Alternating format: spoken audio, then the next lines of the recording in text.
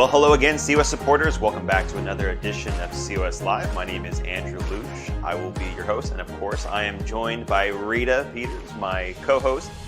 She is also the Senior Vice President for Legislative Affairs. Rita, it's great to be back with you for another episode of COS Live, the final episode of COS Live. How are you doing?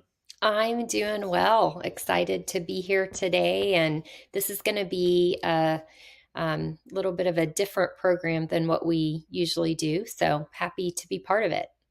Mhm. And we also have Mike Ruthenberg with us. He is the Senior VP, or he is the Vice President of Convention of States, and he's also the Chief Grassroots Officer. Great to be with you, Mike. Thanks so much. It's so much fun to be here.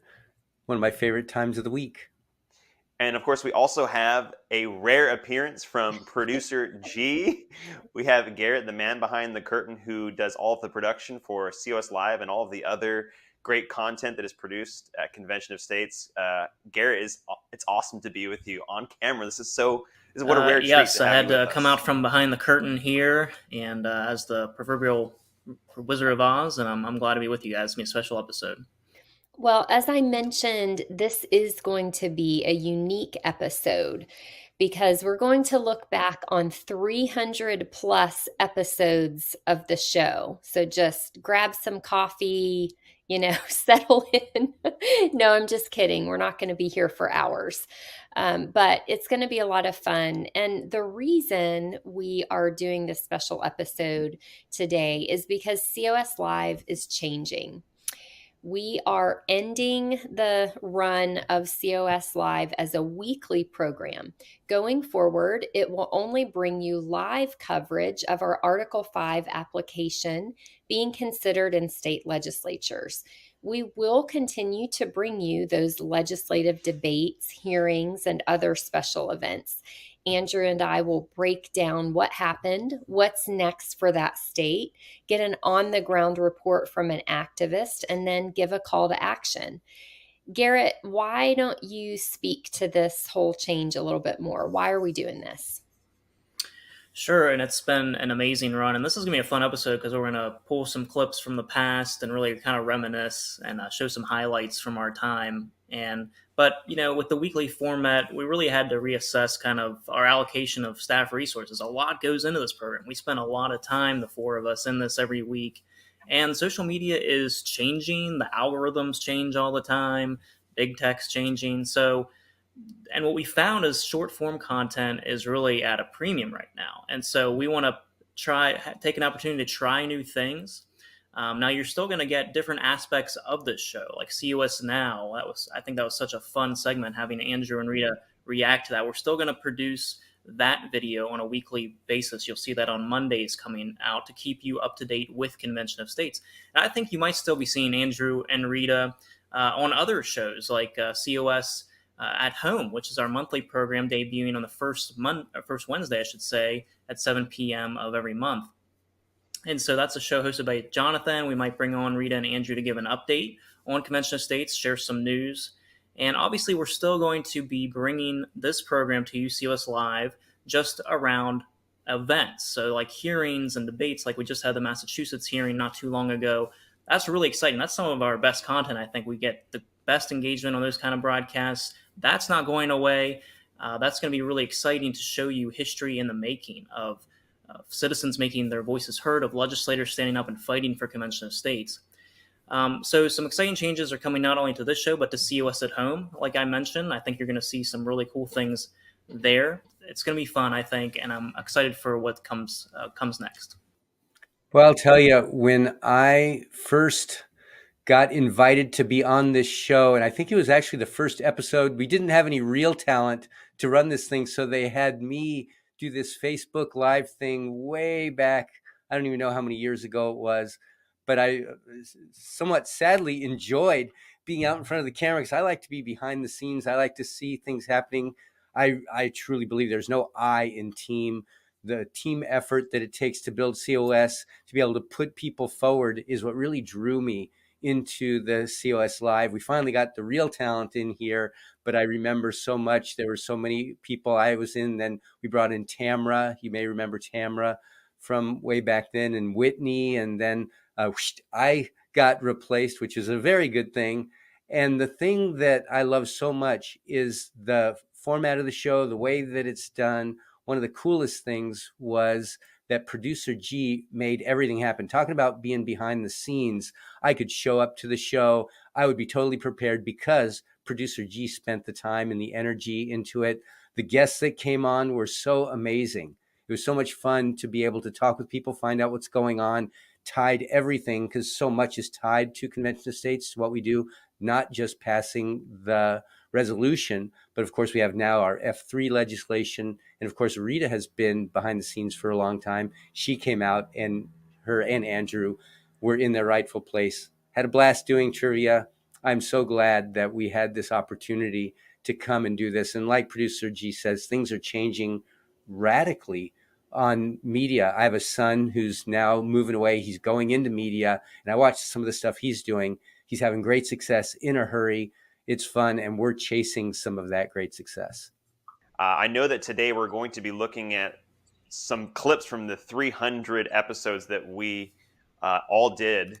At several points, we've had different hosts for this show, and we've had different faces. But you, Mike, myself, and Rita, we're the three that have been, I think, the most on COS Live. So we're going to be looking at videos, clips from the past. We're going to be reminiscing at some of the amazing times that we all shared together. And I think producer G has got a montage for us to check out, and we're going to do some COS trivia at the end. So super excited about all of that. Producer G, I guess take it away for the montage. Well, hello, Convention of State supporters. My name is Andrew Woodruff. I will be your host for this episode of COS Live. And as always, I am joined by my co-host, Rita Peters, who is also the Senior Vice President of Legislative Affairs. Rita, how are you? The truthful answer is I'm both energized by what happened at the simulation and also, frankly, still pretty exhausted from a couple of weeks of really hard work and not a whole lot of sleep. How are you, Andrew? I want to remind everybody watching out there, let us know where you're from and what your state is, why you're a supporter of COS. This is going to be a weekly event. We want you to let other people know, to share, to keep commenting. Author of the Law of Article 5, which is the definitive primer on the Article 5 convention process. Well, we are pleased to be joined by Pete Hegseth, who is the host of Fox and Friends Weekend. Joining us today, we have Jenna Ellis. She is a constitutional attorney. Congressman Roy, thank you so much for joining us today. It's a pleasure to have you. He said to me, he said, I want you to read this particular provision within the Constitution. It's Article 5. What can I do? What type of communications really make me pause? Is it written letters? Is it phone calls? Is it coming in for a visit? What really impacts you, and how did that shape your opinion of convention states? Oh, well, we need it all. We need you to stop your elected officials at the grocery store. The army of people who understand why it's so important to pressure Washington and do so through a convention of states can and should be mobilized to go accomplish objectives as we're continuing to go down that road. The incredible work that both Rita and Andrew are doing to bring you the news, bring the interviews, and bring the information of all the things that are happening. So Nebraska and Wisconsin got us to 17 states so far. That means we are halfway to that constitutional threshold of 2/3 of the states calling. What did it feel like when you saw the switchboard turn green after all those years of hard work, saw that switchboard turn green, and you secured victory? What was it like? Well, it's gratifying, of course, because we have been at this for over 7 years. You know, you may not be able to tell by the expression on my face, but I'm excited. That was an exciting day. You stood up there at that podium and you got bombarded. Is the least I could do to show just my love for this country. And it's like Angela was pointing out earlier, we don't change the current trajectory. It's a mathematic certainty. We know how this story is going to play out. Welcome, Ernie Sears, who is the state director for Nebraska. This is what we're trying to get back to. Not this. I am not giving this away. This is called COS, the annotated Constitution, the 3,000 page with its little addendum. We seek to reestablish self-governance in America. unlimited power corrupts and will corrupt our nation from within, and we will collapse as a nation and as a civilization if we don't fix this problem. We are over the target. We're doing the right thing, and that's why they're coming after us. So I'm encouraged by this. Although some will argue today that the push for a constitutional convention is a grassroots movement, it's actually an AstroTurf effort. Well, it's just patently false, and frankly, it just really exposes her ignorance in a way that is sad and frankly embarrassing to her. You are superstars on our national team. We told that you're an essential part of this fight and that you're an essential voice in this fight, but also just, again, with Kristen, I'll echo what she said, the mentorship that is so essential in the fight, the support that's so essential. You find that through Convention of States, and it was so inspiring to be a part of. We are covering the elections tonight. We have a bunch of COS activists that are going to be joining us. We have a bunch of high-profile guests that are going to be coming on. There we have House 47 with Jared Lowry, and am I correct, Grant? That would be a pickup, right? Everyone, I get the title, I'm Delegate-elect Karen Greenhall, but this was a team effort all across the state. What drives you, what motivates you to want to serve our country in public office? When I look at my 4 kids, what I leave for them and what our country leaves for their generation is really going to be important. What it is that has made us great for so many hundreds of years, and we can't lose that. If we lose that, we're not America. We're going to drain the swamp.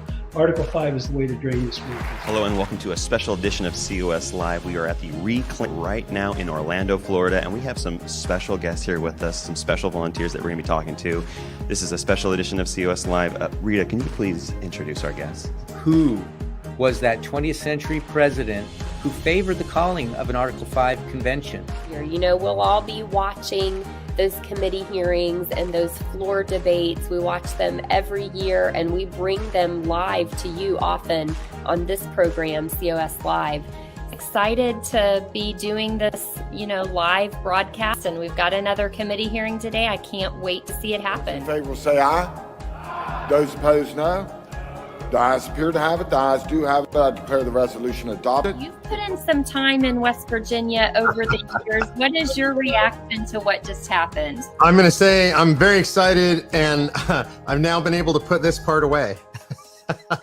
Convention of States is our only hope to oust all the criminals in D.C. Well, Barbara, I certainly agree with you on the point that Convention of States is the nation's best hope. Now, we've got a country to save, so let's get to work. We have a country to save, so it's time for us to get back to work. Thanks for watching, y'all. All right, guys. Well, it was quite the adventure to look back through some of those episodes and pull some clips.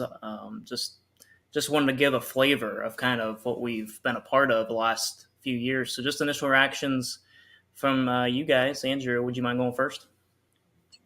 Sure. It's great to see all of the topics that we've covered and just the personality that has been brought into this show. It's fun doing this, and just recapping was really cool, and getting to see all of the great activists that we have, all the volunteers, our champions for Convention of States and state legislatures all across the country. Personality, like TV personalities, and man, it's so cool. The journey has been so outstanding. I don't really have any other words other than that. Yeah, absolutely. Rita, your initial kind of reactions and reflections. I am shocked at how many of those programs I had completely forgotten ever doing. We've been at this a while, and Garrett, I know you don't like to get a lot of acclaim, but I just hats off to you, because you have been doing this the entire time, and you have just done such an amazing job. And our audience probably doesn't know how much work producer G has put into this program over the years. it looks like Andrew and I, or, before us, Mike and Tamara, were the ones doing all the work. But at least for my time on the program, producer G does all the work in advance and, nails down the guests and what we're going to talk about, makes the logistics work, makes the technology work. So you have done so much, and it's really been an amazing run. And I want to specifically mention, I had totally forgotten about our special election coverage program. That was so exciting. Seeing the footage of that made me remember how much fun that was. And I have to say, I would vote in favor of our doing that again this year in November. So I'm just going to put that out there. I think we can make that happen. And yeah, appreciate the kind words. I mean, but from my perspective, I felt like, you guys just were naturals, and it made my job so easy because you guys were such naturals for the camera, and you had such a connection with the audience. And honestly, we worked together a lot behind the scenes too, though, and finding the right guests, thinking of the right topics. Rita, often you had the contact if I needed to bring someone into to be a guest. And so that's what one of the things I loved the most was the collaboration that happened, and that brought a really exciting thing. And Mike, how about you? Initial reaction to seeing that montage and just reflections on your time with COS Live. It did change over the years. It really did change over the years. Really so much fun. I want to dovetail a little bit on what Rita was saying, not just giving the kudos to you, producer G, who certainly deserves all you can get, but if we go whoosh, all the way out through the camera and look at all the people that have stuck with this show for so long. When I go to events and I meet people, I can't tell you how many times people say, oh, I remember the Facebook Live where you did this or you did that, or hey, thanks for the shirt I got on the trivia. That's so much fun. I still wear that shirt all the time.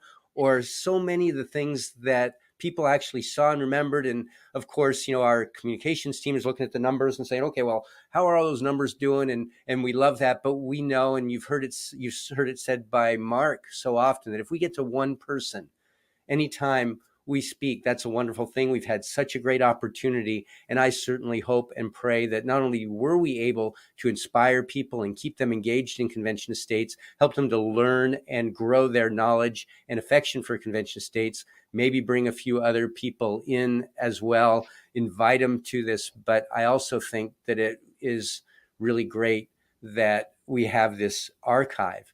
And I did sneak peek a little bit earlier. I was geeking out looking at all of the episodes and some of the things that were happening. And I'm sure a lot of the people out in the audience have done that. And I would encourage you, I think producer G is going to drop a link so you can go back and take a look. And sincere thanks to all the people who tuned in, who knew that Andrew and Rita were coming and did it with such great anticipation and excitement.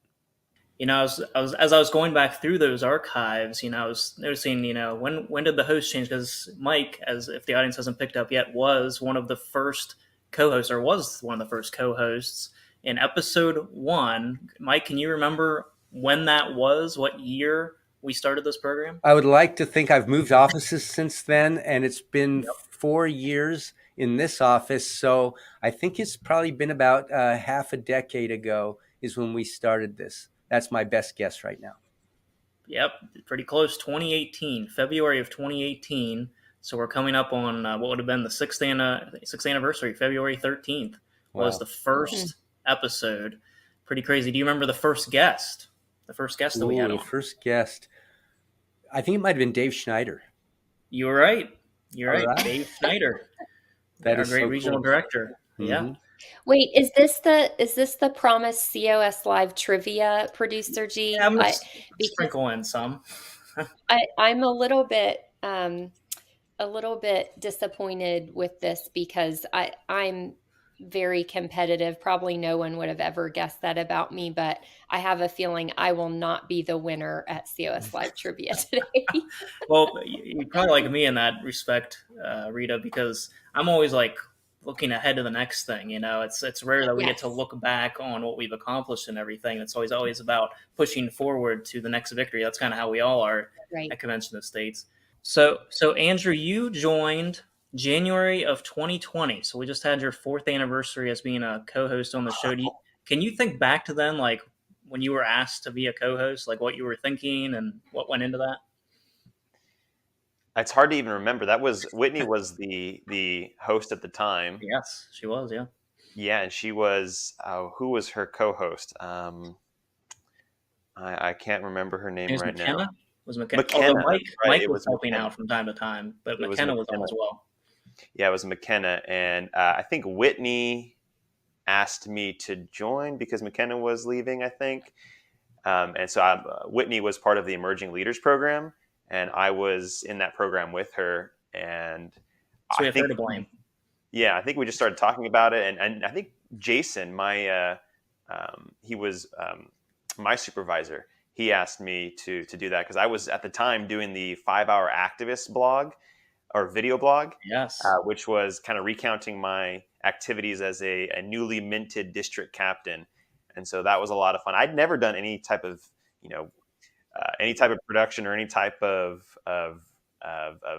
recording or video blogging or anything like that. But Jason's like, hey, you should do this. And then he said the same thing with COS Live. Just go ahead, you should do this. And I'm like, okay. So I kind of felt like I got thrown in a little bit, but it was a lot of fun. Starting off with Whitney back in 4 years ago. It's incredible to think that it was that long ago when I did my first broadcast with her. So the 5-Hour Activist, that's really at the root of it. And if people can still go back and watch those, and those are actually still really valuable because it gives volunteers some quick tips on, even if you're just starting out, here's how you can make a big impact right away. And you kind of chronicled that in real time because you were actually doing the work of a district captain. Pretty cool. Mm-hmm. Mm-hmm. And then Rita didn't come on till later, episode 143. It was episode 195 that Andrew came on, episode 143 that Rita came on, and again in January of 2021. So it's been 3 years. And Rita, do you remember what kind of was your reaction when you were asked to be a co-host on COS Live? I remember being a little bit surprised by it, but also excited because I am very used to doing all of my work behind the scenes, sort of at my desk with my head down, in front of my computer. I don't get a lot of opportunities to speak publicly or to interact with the grassroots. But when I do, I always love it. It's always super exciting and fun for me. So yeah, the request for me to be a co-host definitely caught me by surprise. I wasn't prepared for it, but it sounded like a fun new adventure. And I really have enjoyed this. It really adds a little bit of sparkle to, the rest of the work that I do is more, sedate. And I think you both bring such an interesting perspective. You being the legislative director, Rita, Andrew being in the grassroots department, and those components have to go together for this movement to be successful. That's what we've always believed at Convention State. So those two components have to come together. Mm-hmm. And so that's been such a cool thing. Now, okay, I'm going to sprinkle in some more trivia. This one's probably going to be more for Mike. Do you remember the first ever volunteer guest? We talked about the first guest, but do you remember the first volunteer we interviewed in episode 2? Oh, boy. It was a woman, I believe. Nope. Nope. Okay, well, I'm way out of it then. Yeah, that was a 50-50 shot, so. Yeah, we need the buzzer. All right, let me play it for you. Maybe it'll jog your memory. Oh, yeah, no doubt. So, Bob, you had, 75 people or so in the room, which outnumbered everybody else, outnumbered the committee, any opposition, and it had to make those guys scared. What happened as far as the vote they took there? Okay, then we came Monday, had to vote, and my wife and I went up there. The chair had told us they'd vote on Monday, so we had to be in Topeka anyway. And we went up there, and it was all yays, no nays. Right. So Kansas has always been important for us, clearly. Still important. We're still hoping that Kansas will be number 20 So, any reflections on? We got to interview a lot of great volunteers over the years. That was really the core of the show, was shining a light on what the grassroots are doing to push this movement forward. So, any reflections on that, Mike? Well, I certainly remember having those interviews with our great grassroots folks. It's really easy to pull out the stories that they have because everybody has a story. One of the things that is great, we got all the screens come up, but the most important thing is every single time we talk to somebody, we know they have a story. All you have to do is just prompt a tiny little bit and boom, an amazing, compelling story comes out. Absolutely. Well, let me ask you guys this. Can you think of like a favorite episode, maybe a favorite guest? We did the election coverage. We interviewed people like Jenna Ellis, Chip Roy, Steve Dace, Governor Greg Abbott, Dr. Scott Jensen, Jeff Barkey, congressmen like Alan West and Josh Burkeen, and we had Rick Santorum and Mike Ferris and Rob Nadelson. Professor Randy Barnett. I think, Mike, did you help out with that interview? And dozens of state legislators. So is there anyone that kind of stood out to you, or maybe a particular show and episode that stood out to you guys? I'll start with you, Andrew. It's hard to pin down just one. I did look at some of the old episodes and kind of went through a few of them. I think one of my favorite episodes was interviewing Representative Bill Taylor after South Carolina had passed. I think that Representative Bill Taylor is just such a unique individual, and I just love just how he comes across, how he talks, just everything about him is really cool, and I think he's got a lot of wisdom when it comes to Article 5 and when it comes to just politics generally. And just listening to him talk about and kind of recounting the victory in South Carolina was really cool. I did like that. Or Senator Holleran as well. That was another one. I think both of those interviews really affected me because I see both of them as modern statesmen. And I just think there's a lot to learn from state representatives. Even though the national attention isn't on state reps, there's a lot of wisdom to be gained from them. And I think they really are a representation of who is going to save the country. It's going to be the grassroots, but it's also going to be champions and statesmen within state legislatures all across the country.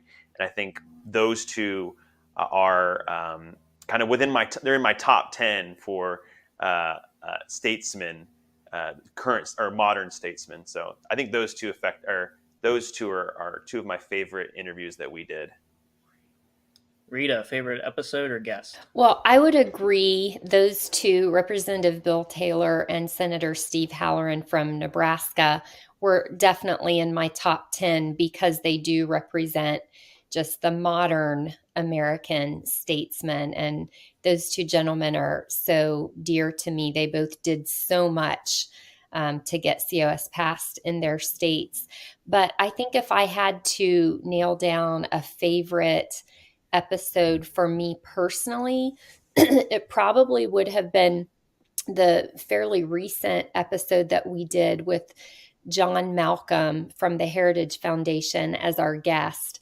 And I say that because it was so gratifying to me to be able to have him on the program and hear in his own words why he went from a few years ago being, neutral or leaning even opposed to Convention of States to now being a full-fledged, hearty supporter of what we're doing with Convention of States. And I'll tell you, for me personally, it was so gratifying because I had been in meetings with him and others at the Heritage Foundation over the past couple of years, or past several years even. And having sat in, boardrooms with him and heard the different things he had to say, there were times when I thought, wow, we may get some of the other people at Heritage to support us, but we're never going to get that man.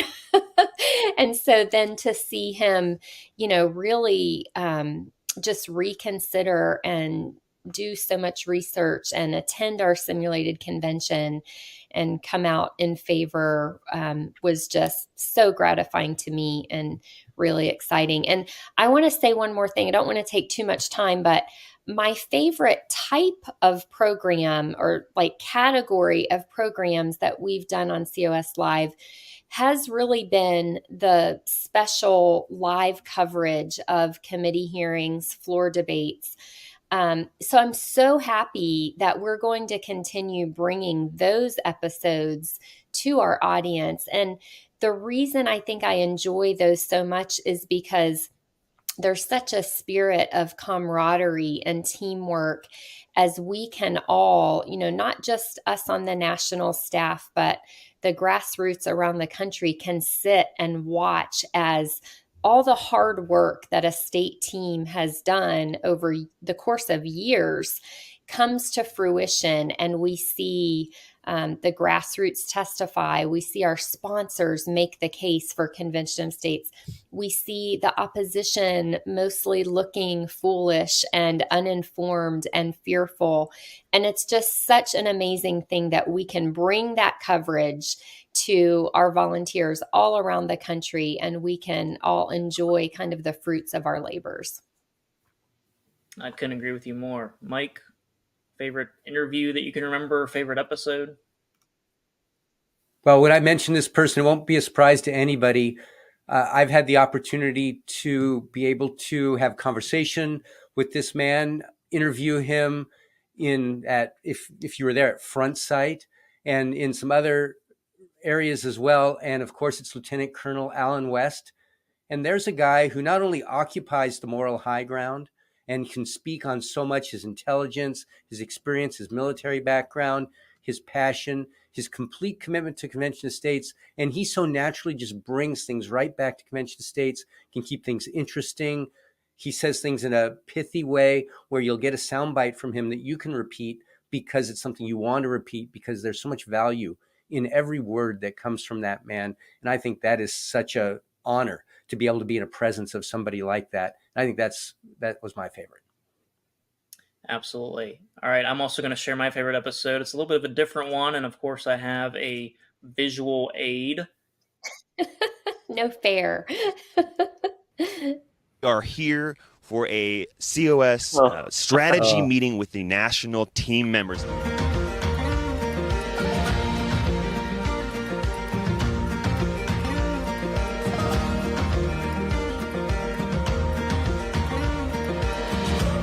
All right, we are here with the Mark Meckler, the president and co-founder of Convention of States. Yeah, I mean, when they say God's country, they're definitely talking about this place. This is incredible. We're up in the Rockies.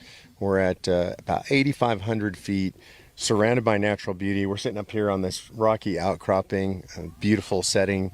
And I'm looking out, there's a beautiful lake out in front of me, huge peaks around me. We're at 8,500, that's probably 11,000 feet we're looking at over there.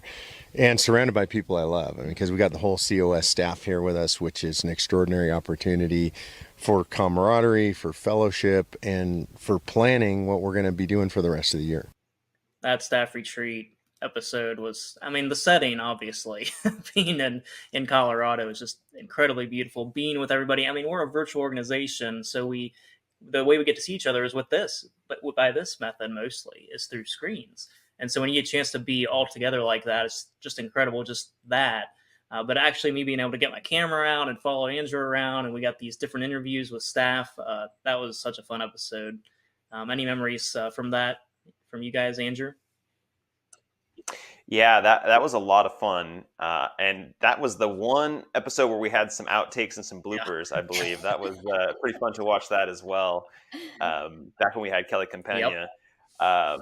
I love that one little moment where you kind of show rock outcropping. I think it was Lizard Rock or Lizard Gulch or something like that. It was that huge hiking trail that we went up, which was, man, that was tough. I was so out of shape, but it was just such a great view of just the Colorado wilderness, and it was really fun being there with you and several regional directors, other people from the grassroots on that hike. And then of course, like you said, just the camaraderie was really amazing. So outside, here's a little bit of trivia. We're breaking in with some COS Live trivia again. Outside of like staff and volunteers, who do you think was the most frequent guest? So we're talking about like endorsers, maybe a legislator.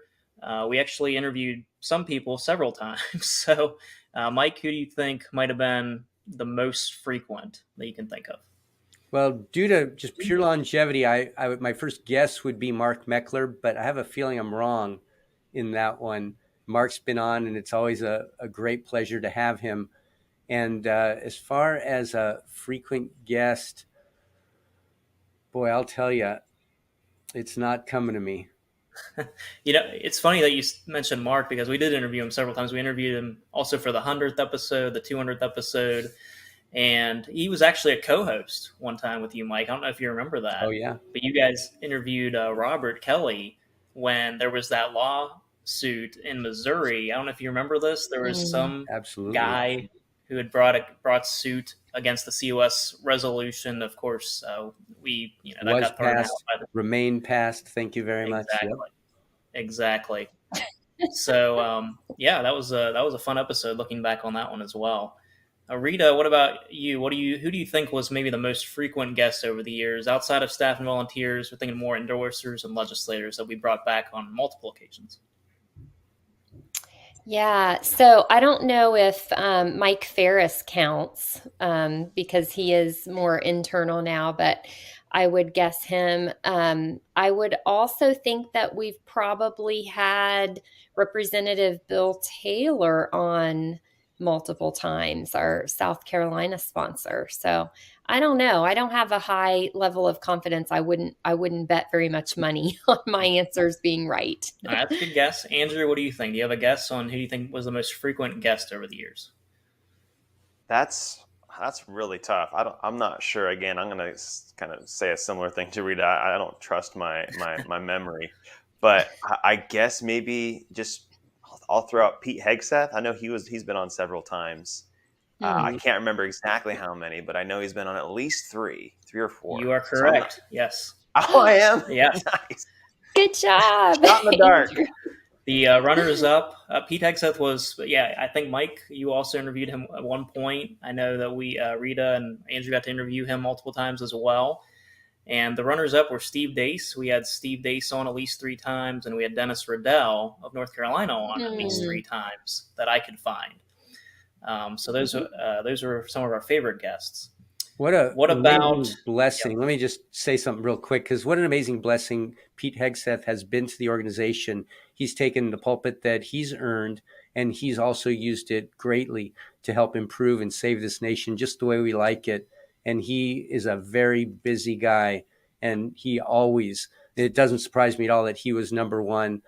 Interviewing him, of course, was an absolute pleasure, and he's such a pro. But the fact that he takes the time out to be with us, he shows up in Minnesota for hearings, he shows up in places to support us in such a great way. And extra shout out to Pete Hegseth from Fox and Friends. Absolutely. All right, I got another question for you guys. What do you think was the longest episode? We have talked about it before. Longest episode. I'm going to jump in and say it was probably the election night. That was correct. Episode. Yeah. Over 3 hours. Yay, I got one. Yeah. I remember watching and thinking, wow, Andrew and Rita, they are going. They look fresh the whole way. They never lost the enthusiasm. They never lost their composure. And it was really interesting. Maybe that's why they could stay fresh, because there was always new stuff. I stayed tuned in because I was so excited to see what was going on with the perspective that I wanted to hear it from. It was fun. Yeah, I think we had come up with the idea that we were going to do that program 6 days before the election. Yes. That's what I remember the most. Well, bringing all the guests together and getting that program together was quite the adventure. That is, I have to say, fairly characteristic of things we do at COS. As a bunch of quick starts in the organization, we like a fresh new idea and we jump in right away and we do it quick. Yeah, you guys were game, and we had live reports from different staff members. What's crazy is, even comparing what we did to maybe what another network would have done covering the elections, we weren't just focused on the national races, the congressional races, or the governor races, but we were drilling down into what's really important for COS, which is those state legislator races, of which there were, 5,000 plus of them. Of course, we were looking at some targeted ones, but they're still probably numbered in the hundreds. And so Rita, you kind of helping drill down to which races do we really need to focus on that are really important for convention of states. That was really exciting. Yeah, that's why I was so excited about doing that program, because every time, election year, that's what I'm focused on. And, most of the coverage everyone sees on TV, it's all focused on the national stage. You might get the little ticker tape at the bottom of your screen showing you state legislative election results in your state, but you don't hear much about state legislative elections across the country. So I really felt like what we were doing was new and innovative, and really helps highlight our message, which is that we should be paying more attention to what's happening at the state legislative level, because that's where most of the policy making that affects us daily is supposed to be happening. So one more thing I want to share with you guys is there was a period of time, actually right after Andrew came on, especially, where there wasn't actually a lot of convention of states news. It was 2020. The legislatures were shut down, which meant our resolutions weren't moving forward, but convention of states was still active, and COS Live was still bringing those projects to our audience, to the volunteers, to the viewers. And I feel like it was still very important work in pushing back against the lockdowns and the COVID restrictions that came into place. And so I just wanted to share a couple clips from that period, because I thought that was some of our coolest shows. Your entire practice has been threatened because of it, which is completely unfortunate, because what you're doing is just seeking truth. And I wanted to simply step onto the beach just as a peaceful act of civil disobedience. But yes, had we been, charged and convicted, it carried up to two years and 60 days in jail. Yeah, that they're asking schools when they open up to have the kids wear a mask. Can you imagine a kindergartner or a first grader with a mask on? That's California crazy, right? California crazy to expect an elementary kid to have a mask on. That'll never happen. Those masks will be slingshots across the room, and no kindergartner is ever going to keep a mask on for more than, 30 seconds. So that's just nuts, especially since we know the kids are literally the lowest risk. That there was going to be a rally, a Reopen the States rally here in San Diego, and I reposted it right on that site. And immediately there was a ton of interest there. A bunch of Convention of States people, they were interested in what was going on and showed up. And of course, I said right away, I'm going to be there. And Tanya, my wife, and Colin, my dog Izzy, jumped in our big truck, and we drove around and honked. I have a big black lifted truck, and everybody was honking, and the energy was amazing. We parked, we walked around. I did a live video, which you can get on there. But the thing that was more important, there were hundreds of people that spontaneously showed up. Of course, they were well behaved. They were all talking about their freedom. I interviewed people and asked them, why are you here? And many of them had businesses that were forced to be closed down here in California. And of course, with all the research that I've been doing, not just here, but all over the nation, we're finding there's 22 million people that are unemployed right now in America. What Open the States is designed to do is to provide a resource for people to come together and communicate. And now it turns out we built this long before we knew that Facebook was going to shut anything down. And we built this simply to be a resource, a clearinghouse for information for people who want to express their constitutional right. All right. Well, what you saw there was a little montage of some of the episodes during that COVID period. And that last part was actually you getting interviewed, Mike, because you were reporting what you had seen from an Open the States rally, which is a big project for Convention of States, openthestates.com. And what was that like to kind of feel like you're on the front lines of something that goes to self-governance? And kind of our ethos and our mission here at Convention of States is to bring back a culture of self-governance. Seeing that many people downtown on Broadway in San Diego was so exciting. It really got me going. You can tell the energy that I felt at that time, the long hair again from not being able to go in and get my hair cut. But I really believed that we could make a difference. The beaches were closed. The police were standing there and would accost you if you wanted to walk on the beach. You could be 26 feet, 156 feet apart, and you couldn't go on the beach. Our freedom was being taken. It was like martial law.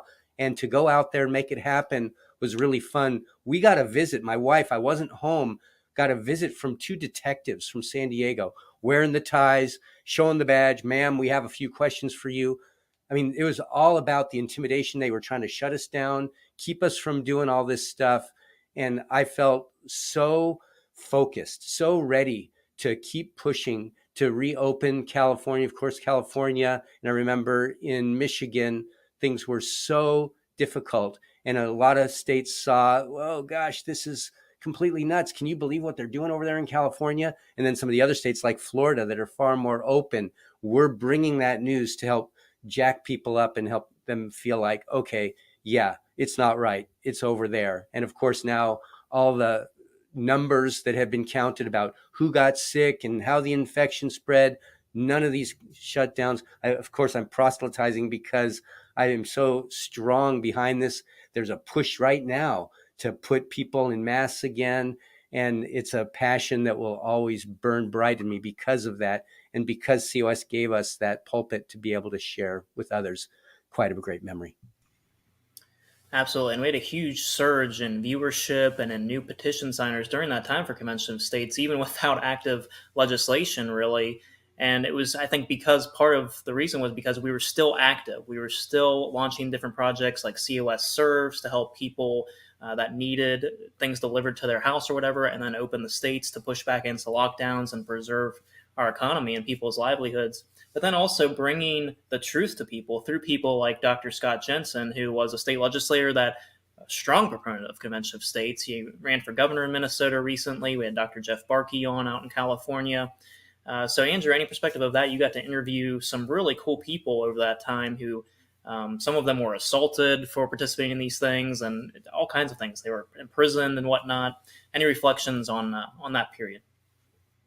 Yeah, I think interviewing Jeff Barkey was a lot of fun. He really cracked open a lot of the lies that were being spread around at that time, and he really had a very common sense approach to how to handle the outbreak or COVID-19, the pandemic. And then another one that wasn't featured in the montage, but a person that really affected how I was looking at COVID was Steve Deace, because he was, one of the few podcasters who was out there really going hard against the lockdowns, going hard against the overreach, and he was going hard against masking and pulling kids out of school. And just interviewing him, I believe it was with Hannah Sillers. That was a lot of fun and very informative to hear from him. So I think there was a lot of misinformation that was going around, and I don't fault people for being led astray by the media, because it was a concerted effort by so many different organizations. But now, like Mike said, you're starting to see the numbers, you're starting to see the data, and you're starting to see the narrative that was built during the COVID years and the fear that was pumped into Americans. And it's sad to see that took place, and that you had Americans pitting other Americans against each other. But Convention of States was a message of hope that was reaching several people at that time.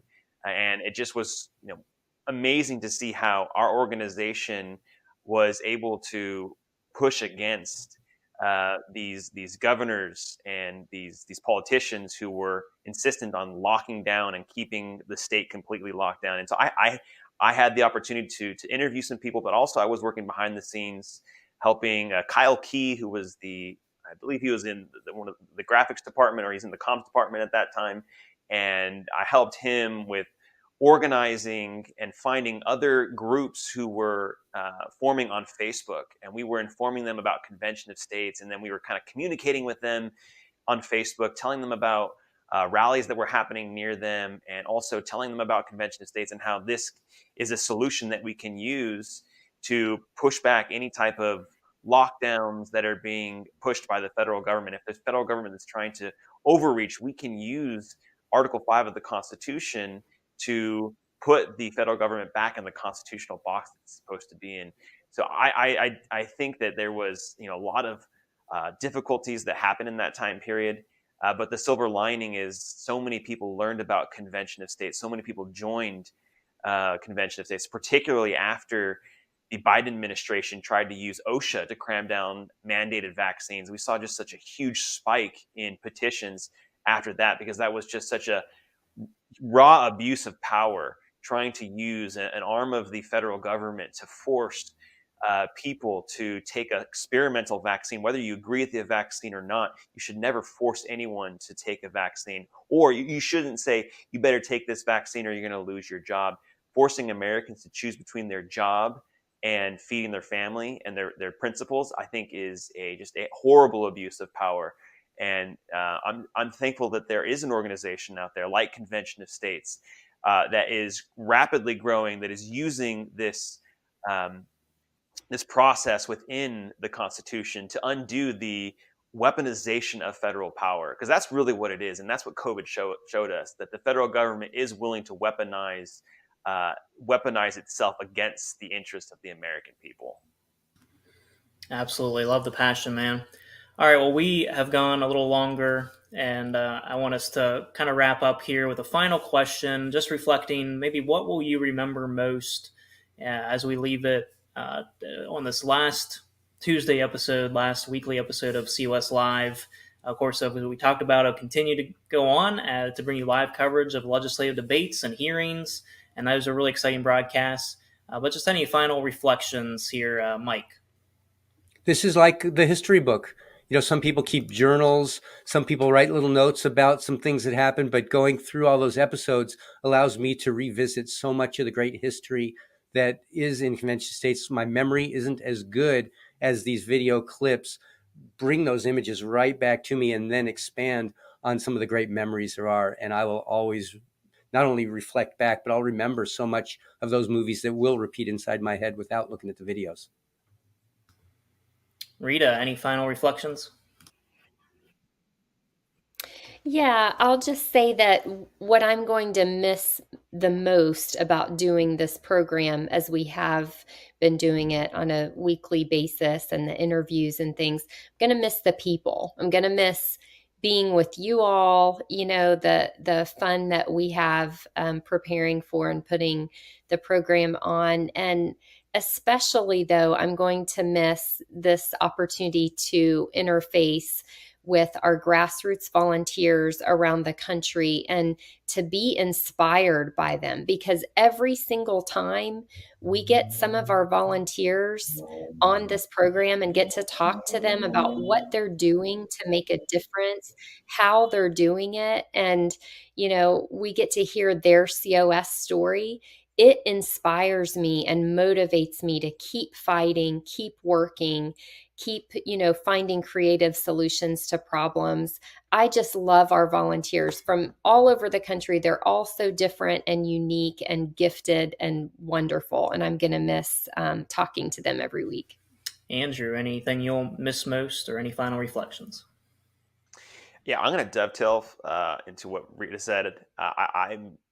I agree. I'm going to miss the grassroots the most. I'm going to miss talking to volunteers who are innovating within their state, or who are on the front lines trying to move the resolution in their state forward. And several of the people that we talk to, they are coming at it year after year after year with little success, sometimes no success, but they continue to make a push to get the resolution further in the legislature, and that inspires me.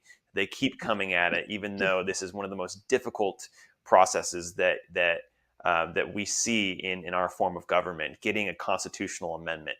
So that always inspires me. And I'll also second something Mike said earlier in the program. Going out into the field, I've several times have had an opportunity to talk to people that say, hey, I watched you on Facebook Live, and I loved what you had to say about this, and thank you for giving a shout out to my team, or thank you for giving a shout out to my state. And I was at the summit in Florida, and Edna Kruger came up to me. She's a volunteer in Texas, and she told me how she always watches me and how I'm always inspiring her, and that just touched my heart, that I have had the opportunity to inspire others, because before COS, I rarely ever heard that. And so getting to hear that from volunteers, like, wait a minute though, no, you inspire me. Every time I'd get to talk with a volunteer, that gave me energy to keep doing this. And I just loved doing that. And I'm going to remember all of those volunteers that I got to speak with. And I hope to be back in the field again to connect with them and help them and be shoulder to shoulder with them, because the country needs it and we have to save this country. Absolutely. And I think I just want to drill down on one thing that you guys said, because I think the thing I'm also going to miss most is hearing the stories from the grassroots. And that was the question that we would often put into the program every single interview is, what is your COS story? Because we really wanted to get to the heart of why people volunteer for this movement. Why not just sit back on the couch and watch the news? And that's how 99% of Americans operate, is they don't take that extra step. And to be part of the less than 1%, maybe the 0.1% that take these kind of actions, that are this engaged to get to that point, what triggered it for them? To me, that was so powerful to hear their stories week after week. Often it came down to they wanted to preserve a country for their children and grandchildren. So we interviewed a lot of military personnel who felt like Convention of States was a continuing of their oath to defend and uphold the Constitution. And so I have to agree with you guys. Hearing those stories is still so powerful. We're still going to find other ways to push those out there. And obviously we're going to continue to equip and empower the grassroots, because those stories are so integral to a movement like ours, as we need those to inspire each other. When the news tells us all these bad news stories and everything, we got to remember that there's people just like us in the fight every single day, fighting for a better America. And so that's what I will remember most. All right, Andrew. Well, we are going to close out the show, and I'm going to give you the honors of doing the final sign-off. Oh, wow, the final sign-off. Well, thank you so much for tuning into this episode. Producer G, thank you for putting together such an excellent montage and for asking such great questions to all of us. It's been an amazing experience going down memory lane, looking at all of the episodes. Thank you to all of you for faithfully watching COS Live through the years. And we're not going away. Like Rita said, we're going to be back for live coverage of committee hearings and floor votes and all of that stuff. So we'll be back. So excited to get back to work to save this country, because it's going to be you out there in the grassroots who get us to a convention. Thanks for watching, everyone. Time for us to get back to work, because we got a country to save.